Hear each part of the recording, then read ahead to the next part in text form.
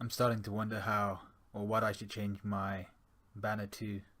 I mean, like last video, I was talking about how I don't really like him that much. The banner's okay at the moment. My logo is quite bad. I was thinking of putting up some sort of poll or something to decide on a logo, but I don't really actually know how to do that at this moment in time, and I don't have any options to change it to. But let's get on with this review. This is my well. First, let me introduce myself. I'm Sundown Rider. This is gonna be my chapter review to One Punch Man chapter 80, Surrounded.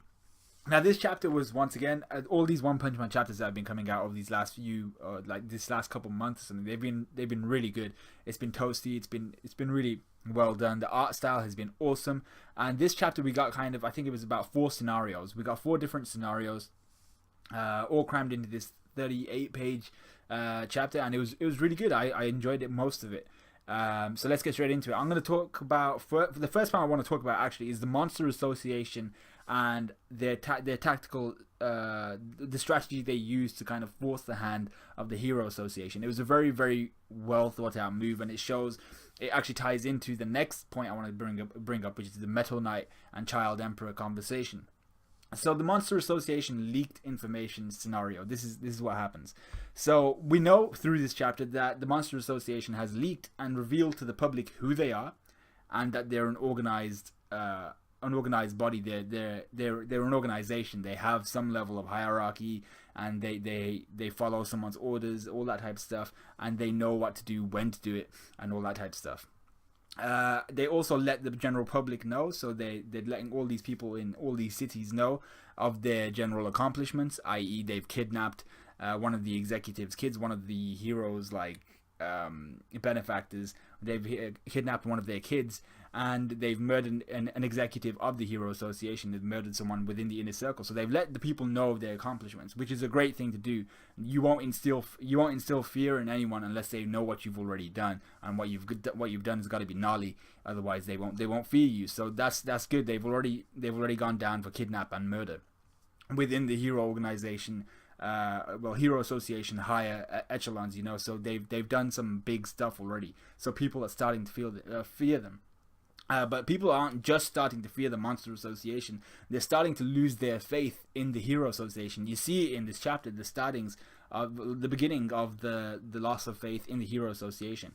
And more importantly, the Monster Association in this chapter state that the Hero Association are going to launch an all-out assault, an all-out frontal assault against the Monster Association. And through that statement, and it's made to look like the Hero Association has released this newspaper, and through that statement they forced the hand of the Hero Association, because the Hero Association is governed by a lot of people who don't want to lose face, and who are just proud and really kind of ignorant at this moment in time. They're typical rich, kind of governmental type characters. They're always trying to save face, and they don't want to be seen as second best, especially in regards to their opposition. So they forced the hand of the Hero Association by saying that they're gonna, by making it look like they stated that they were gonna launch an all-out frontal assault. We find out that the heroes, like Metal Bat, who's in hospital at the moment, his name is Bad, by the way, as in B-A-D, Michael Jackson Bad. So Metal Bat finds out that the kid was kidnapped and everything, and I think he was in charge of actually taking care of the kid, so he's a little bit pissed off about that. The martial artists from the Super Tournament thing, they learn of the Monster Association and what's happened and things like that, which is all pretty cool. I liked seeing them again. We got to see one of the martial artists terrified to shit of the monsters, and she's kind of basically been traumatized. Then we see a bit later on in the chapter, but I kind of just condensed it down into this scenario. We see the Hero Association kind of talking over the leak of of all this information. They realize that the Monster Association is responsible. It must be that Gyoro guy, because he seems to be the brains of the organization. And the Hero Association then go on to make the rash decision, in my opinion, of saving face and deciding to go through with an all-out attack. Now, I don't even think it's just my opinion. I think a lot of people out here who read One Punch Man, just the manga, or even the webcomic, they'll know that this is a really poor decision in terms of just strategic thinking and warfare, to launch an all-out attack when it's already been proven that your military might isn't as strong as you think it is, and you're already lacking in military might because of the last attack. You need to have something more well thought out, a more constructed idea of what to do. So the Hero Association making that decision for me was rash, and it's not a decision they want to make. But once again, they're just trying to save face, as all these governmental type characters and organizations will do. So then the part of the chapter I thought was really funny, and a lot of you guys will have thought was funny as well, was the hype of all these monsters, because the newspapers were released and it was released all over these cities, but it wasn't aimed at just the humans that were starting to lose faith in the Hero Association, but it was aimed at the monsters who the Monster Association is still trying to recruit. So they're trying to amass more numbers to further improve their military might over, and to further increase their military might over the Hero Association. So then you see this like train, this huge horde, and this huge mass of monsters all being recruited via the leaked newspapers, and they're like, this is we're gonna go to the Monster Association. They're calling us out. Let's go and join them. And then they accidentally run into Saitama because they're all in Z City and they get wrecked. So I was like, yo, Saitama going in. I really loved that. And then Saitama's biggest concern was throwing the trash away. So I really enjoyed that part of the chapter. We're already like 6 minutes into this and I've only covered one scene. Alright, so then we come to the Metal Knight and Child Emperor scenario. So that was all pretty cushy. But then we see that Metal Knight, an S-class hero, has actually refused to take part in this attack, in this all-out frontal assault. And the reasons why are pretty clear. I mean, I kind of agree with Metal Knight throughout the whole of this chapter. I was like, yo, you know what? I see where you're coming from. You've seen things that the other heroes haven't. So I understand where you're coming from. And when you think about it, he saw personally through one of his mechas how organized the Monster Association were. He saw Orochi and all these guys. He saw Gyoro. He's probably seen a little bit more since then. And he knows already, just by being a part of the Hero Association, how disorganized they are as a whole. The Hero Association are disorganized. They're kind of all individuals, and individuals don't make up a team. You can have a team that's made up of good team players and a team that's made up of individuals, like the best of the best individuals, and the team can still win just because they play better as a team. Look at the Liverpool versus Arsenal score. I'm just saying, man. But so this is why Metal Knight doesn't want to take part. And he also knows how unfavorable the conditions are for the Hero Association launching this all-out frontal attack. They're going into Z City. They're going into a part of it that they don't really know. They've not seen the layout of the landscape. They don't know the topography or anything like that. They don't know exactly what type of monsters they're going to be coming up against. They don't know their ranks. They don't know how many numbers they'll need. They don't know where they can flank in from. They don't know anything to do with anything to help them in terms of their military strategic thinking or anything like that. What's his name? Metal Knight. His idea is, instead of losing a huge portion of their military might by diving in head first, which is what the Hero Association have proposed and are now going to go through with because the Monster Association forced their hand, Metal Knight suggests not rescuing the child and blowing the Monster Association to smithereens using like some sort of air attack or something like that. So basically the whole concept is one life or the many. You can either save the one life of the child and lose a whole shit ton of heroes because of it, or you can save all those heroes who are going to die in the attempt to save that one child, and you can let the child die. So in a way, like I said before, I agree with Metal Knight. It's always, you always have to barter, especially in military warfare. You always have to barter on saving the many in terms of your numbers. You got to always keep as many numbers as you can. And if you got to get rid of just one or two, that's fine. That's a risk you have to take. But then again, you think about this whole who the Hero Association is made up of, and it's an association of heroes where the most heroic individuals are gathered. So technically, it's their duty to at least attempt to rescue the child, but they could do it in a different way. So instead of just launching out an all-out frontal assault, what I think they should do is maybe handpick a platoon of the best, maybe people who can just I've forgotten the word. Oh man, this always happens. Maybe people who can just kind of camo in and just go in under the radar, undercover, and just try and steal the child away while they go on to launch a different type of attack, not an all-out assault, because that's always going to be a bad idea. So although I do agree with Metal Knight, I kind of disagree as well, because I do believe the heroes need to be heroic. Maybe they just need to go about it a different way, a hand-picked platoon or something like that, to go in and just steal the child away. So yeah, that was a good part of the chapter, and I liked that Metal Knight is supposed to be this guy who has tantrums and stuff like that. So then we come to what was actually a part of the chapter I really liked. Well, actually, let's talk about that last. Let's talk about Kuseno's secret lab first. So the first part of the chapter is we see that Genos has been fixed and upgraded. We don't know what type of upgrades he's had though, and the guy who upgraded him, Dr. Kuseno, he's got like this whole mushroom head type of haircut. It looks really weird. He's got like this longish nose. I don't think we've actually seen his face before, and he looks almost like the Roshi to Goku as the Roshi to what's his name, Genos, as Roshi was to Goku, as in he's that old elderly guy kind of just passing on knowledge, and he's actually upgrading Genos as well. He's fixing him up, but he's also giving him all these like philosophical ideas and teaching him like maybe you should know your limits and things like that, and then don't be too reckless and things like that. So he's almost like the father figure for Genos, because we don't know how Genos' parents were.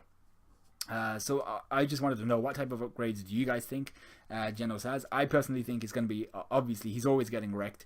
And he then goes on to say in this chapter, I will not lose again. And I was like, yeah, sure, bro.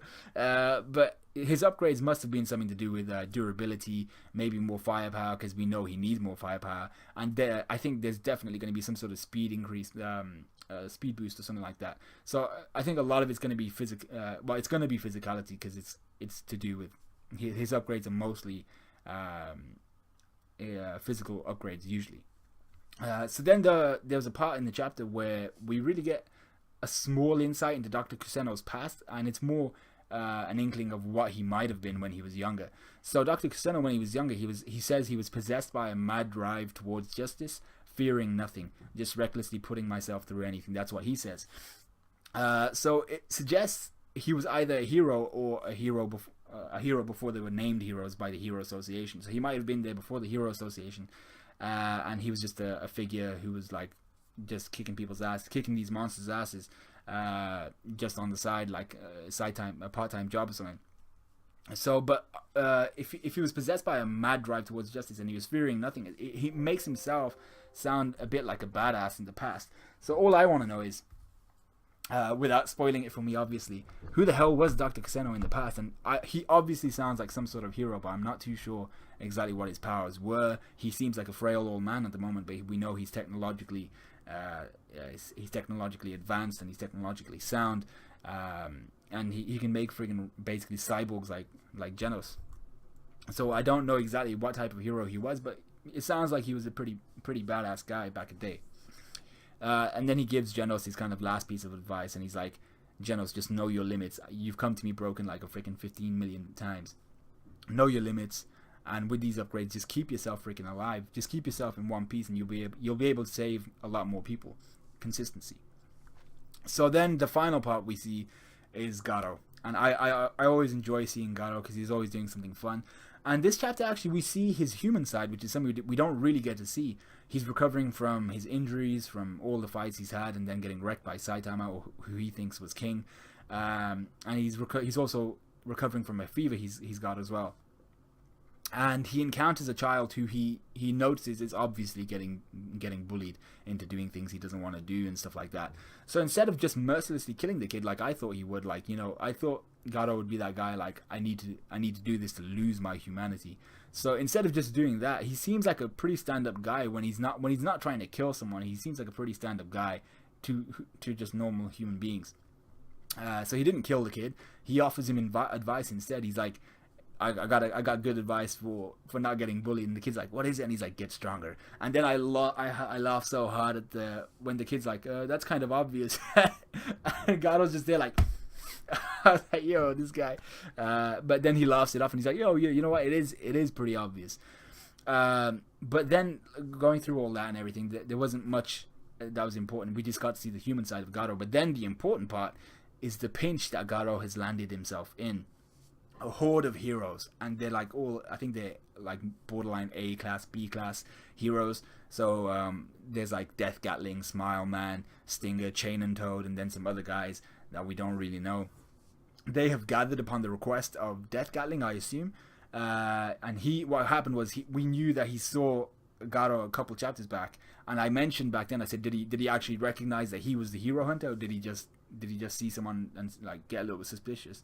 But he did actually recognize that Garo was the hero hunter, and he tailed him. And now he's like, it's time to repay the favor. I'm gonna kill his ass. So for me, it's like, how will Garo escape? Because he's in like this closed off warehouse, but he has means of escape, but he's surrounded supposedly on all sides by this huge group of heroes. So the kid is still with him, and the kid was about to leave. And if the kid left, I think Garo realized as well. Garo might have just saved the kid. If the kid left, they would have popped a cap in his ass. The heroes would have popped a cap in his ass like a million times over. So Garo kind of saved his ass there. He's like, oh wait, come back. I need that book of yours, the directory of heroes and stuff. But even then, there are things he can do to escape, and I think it's going to be one of these ways. I'm not too sure how it's going to go down though. So either he takes the kid as a hostage, and he just comes out and he's like, yo, I got this kid, leave me the shit alone. The second option is he learns the hero's abilities and he chooses his best way out. So he learns where the weakest heroes are all kind of collected, and he chooses that path to kind of just bust through and run away. So that's the second option. The third option is he throws the book out of the door, and all the heroes kind of jump on it. They think it's him or some shit like that, and he escapes with the kid. Or he throws the kid and escapes by himself with the directory of heroes. Now that last option for me would be like, yo, Garo went from 0 to 100 real quick in terms of how nice he was to the kid and then killing his ass.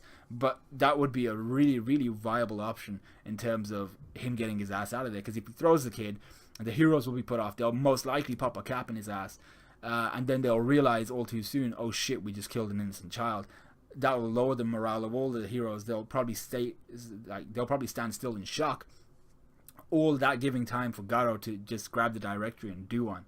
But that would also power up, I think, Garo in terms of his journey to become a monster, because that would be a great example of him losing his humanity by killing a child who he was just giving advice to in terms of standing up for himself and being a better person in terms of strength, and then killing the kid right in front of like a bunch of heroes. So that would be really dope if that actually did happen, but I'm not too sure if that's how this is going to go. But we don't know how Garo is. He's a bit crazy.